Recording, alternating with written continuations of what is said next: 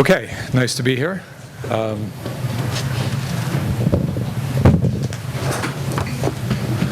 Bear with me while I adjust this thing.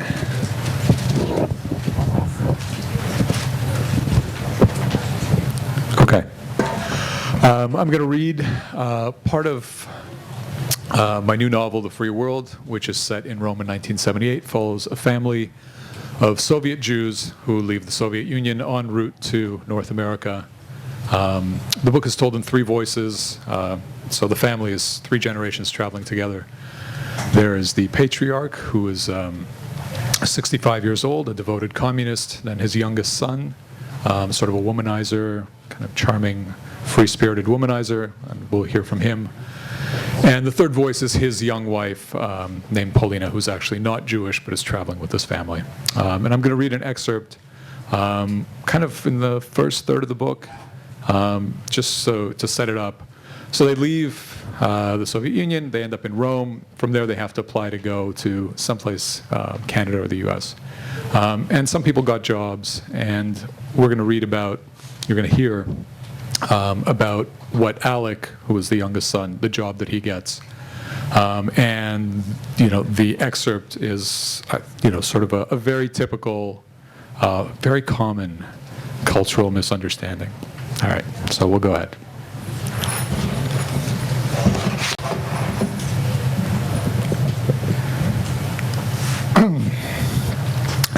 On the third day at the briefing department, standing before the newly arrived émigrés at their cafeteria orientation, Alec felt like a fraud. He felt tempted to confess that, not 1 week before, he had been sitting in their place and that he knew no more about Rome than they did. But he was aware that this kind of revelation would only sow panic. After the orientation, Alec made the rounds of the émigrés' hotel rooms. He distributed U.S. immigration forms, priming people for their persecution stories, and if necessary, their party stories. And by party stories, it's not like how I partied in the Soviet Union, but it's like, oh, I was a member of the Communist Party, and I didn't mean it. Yeah. Some people came prepared with a vast catalog of grievances that they had been compiling their entire lives. Others needed some interpretive assistance. A couple from Berdichev found the concept particularly boggling. The wife looked at Alec like he was obtuse. What do we need this for? Nobody's saying you need it. The Americans need it. You're claiming refugee status. To be a refugee, you have to have been persecuted. The entire country was persecuted. Did you and your husband attend university? Yes, both of us. Was it the university of your choice? I was not an exceptional student. I had no grand designs. Okay, and your husband? He has a good head for academics. He wanted to study history. He wasn't accepted. Not into that faculty. How come? What do you mean, how come? Look at his nose. Alec landed in the briefing department after a brisk evaluation by Matilda Levy. She had walked him through the high-ass offices while rattling off the various positions and personalities. Constantine is our messenger, Matilda said when they passed the table reserved for the messenger. He's going to Canada. After 1 month, he could find his way without the aid of a map, not only in Ostia and Ladispoli, but also in Rome. At the doors of the transportation department, a room that smelled strongly of body odor, cigarettes, and fried food, Matilda Levy introduced Alec to 3 of the 4 men who worked there. They looked up from their particular stacks of documents and submitted to the introduction in a cursory way, disguising not at all their displeasure at having to engage in the formality of greeting a superfluous person. The 4th man, Matilda explained, was at the dockyards, coordinating the movement of freight. The slightest mistake and you had a disaster. A family lands in New York, but their dining room set lands in Melbourne. You do not seem to me an imposing man, Matilda said. Imposing? Alec asked, not understanding. A man to give orders to other men, Matilda said. No, they would eat you alive on the docks. As neither the docks nor the musty office held any appeal for him, Alec saw no reason to contest Matilda Levy's perception of him. Besides, she was essentially correct. His father was imposing and enjoyed issuing decrees and orders Carl, his older brother, had this capacity as well, although he didn't derive the kind of pleasure from it that their father did. Whereas the only thing Alec detested more than being ordered around was having to order someone else around. Basically, he was of the opinion that the world would be a far more interesting and hospitable place if everyone, genius and idiot alike, was allowed to bumble along as he pleased. Hold on. All right.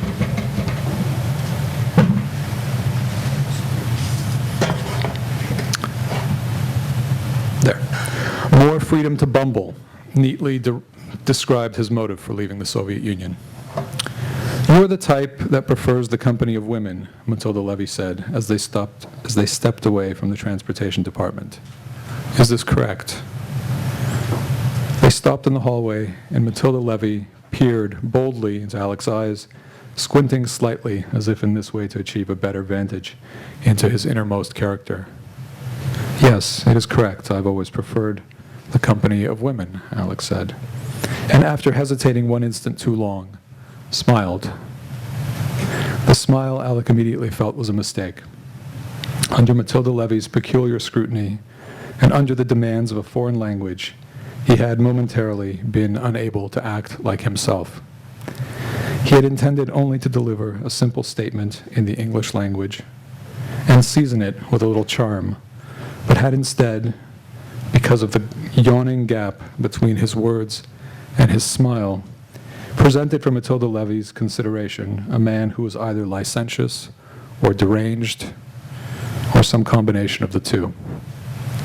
Matilda Levy seemed to regard him ruminatively. "Yes," she said, "I believe it is so." Alec wasn't sure what she meant. What was so? He had temporarily lost track of what they had been talking about. Matilda Levy appeared before him transformed, as though she had stepped out from behind some scrim that had been obscuring a more vital Matilda Levy. Alex sensed that she was now differently disposed to him. They were no longer administrative and prospective employee, but rather woman and man with complementary desires and bodies. For Alex's consideration, Matilda Levy presented the physical Matilda Levy: hips, breasts, legs, hairdo, adorned with nylons, necklaces, bracelets, bulky rings, and lipstick. Saying nothing further, Matilda Levy swept around and, wielding her bosom like a prow, sailed down the hall to the stairwell and beyond. Alec followed in her wake. It had been a long time since he had found himself in this position. More often he led the way. Other times, the act of seduction was performed in a spirit of mutuality. Nobody led. Hand in hand, both tumbled together. But Alec couldn't imagine himself tumbling hand in hand with Matilda Levy. He could imagine other scenarios, though these, even cast in the most favorable light, were either comic or absurd. Nevertheless, as Matilda reached the bottom of the stairwell and crossed 4 lanes of traffic, Alec felt that he had to seriously consider the possibility. Could it be that his job with Hyas was conditional upon becoming Matilda Levy's lover? Far stranger things happened with astounding regularity. His mother's cousin, raided by the police, once tried to swallow an inventory list. When one of the officers attempted to pry it out of his mouth, he bit off the policeman's finger. Compared with that, sleeping with Matilda Levy for a middling job at Hyas seemed perfectly reasonable. And with every successive step Alec took, he asked himself, should I do it? The answer, of course, resided in the question. If you asked yourself if you should do it, you shouldn't do it. Matilda Levy inserted a key into the lock of a nondescript building and stepped inside the shadowy lobby. She didn't look back to check whether Alec was behind her. She pressed ahead with implacable resolve, as if everything was foregone and settled, as if she and Alec had come to an agreement. Alec suspected that maybe he had agreed to more, supposed that he'd agreed to more than he'd suspected. Between a man and a woman, the merest look has sexual implications. For all he knew, Matilda Levy could have taken his smile for a marriage proposal. He thought to say something, to clarify his position in some diplomatic way, to alter the tone, but But Matilda Levy's silent determination discouraged talk.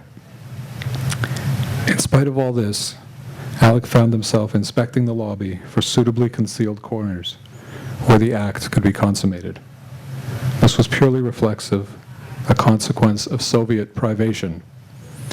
It was one thing to attract a woman, quite another to find a place where you could be together undisturbed. One time, in a bind, he had convinced a girl to climb up onto the broad bough of an oak tree. She'd feared falling, tearing her dress, losing a shoe. He'd had to reassure her and also hoist her up on his shoulders. She wasn't a large girl, but neither was she a natural climber. "What are we, squirrels?" the girl had complained. "If only," Alex said. But this was the way it was with any human endeavor, great or small. One had to be blessed with a skill for it.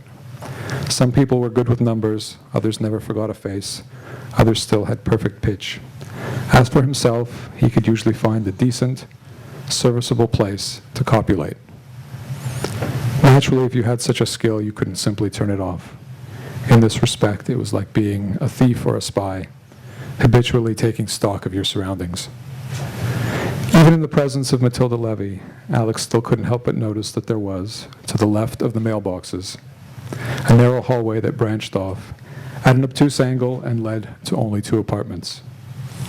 In his estimation at this time of day, that hallway represented better than average odds. And, like a thief or a spy, Alec felt the nagging temptation to try his luck to see if his instincts were still sharp. Matilda Levy stepped into the elevator and pressed the call button. An instant later, a light blinked, and Matilda pulled open the iron door. She waited imperiously for Alec to join her. Once he was inside, she dropped a coin into the mechanism and pressed a button for the 4th floor. The door glided back into place, clicked shut, and the elevator crept dramatically up. As it made its slow ascent, the compartment grew dense with Matilda Levy's cosmetics and perfume. The air became constricting, intimate, and glandular. The elevator felt less like an elevator than like Matilda Levy's laundry basket. Just standing there, Alec felt compromised. In his mind, in spite of himself, he began to envision it happening.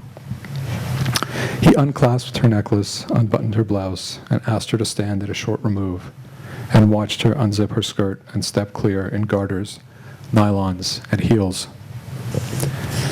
At the 4th floor, the elevator lurched to a halt, and Matilda Levy reached out and retracted the door. "Your hand, please," Matilda said at the threshold of the open door. The elevator had stopped some 30 centimeters short of the landing, creating a visible, though far from insurmountable obstacle. It was, in actuality, no higher than a normal step. But Matilda Levy stood arrested before it, with one hand outstretched, awaiting assistance. Alec wondered if they had now reached the decisive point at which, in no uncertain terms, the sexual proposal was slapped down on the table like a fish. It was when one person asked the other to do something unnecessary, for instance, to leave a party, to climb a tree, to gratuitously lend a hand out of an elevator.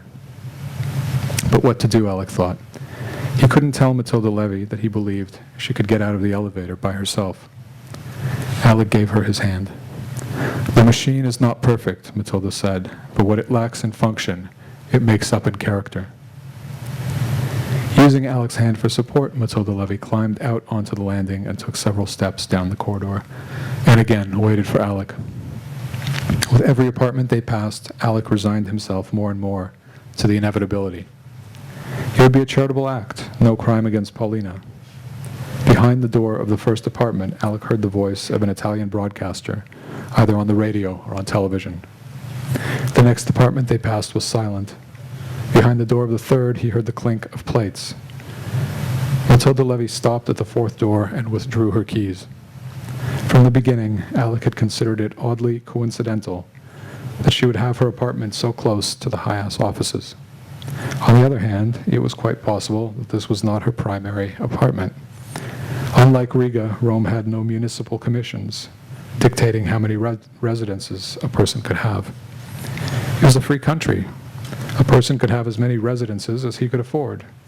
It was completely within the realm of possibility that Matilda Levy might keep an apartment across the road from the Hayas offices for the sole purpose of conducting trysts with Russian emigres.